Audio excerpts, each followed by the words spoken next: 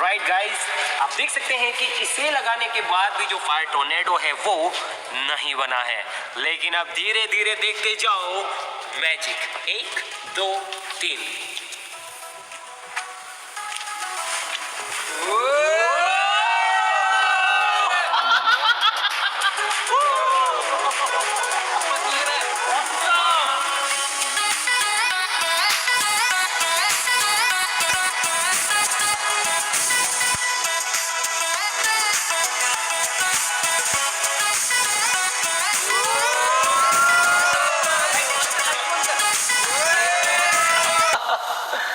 कमाल है यार, वाओ गाइस यार, इसके अंदर से जो हीट निकल रही है वो भी सच में काफी ज्यादा है।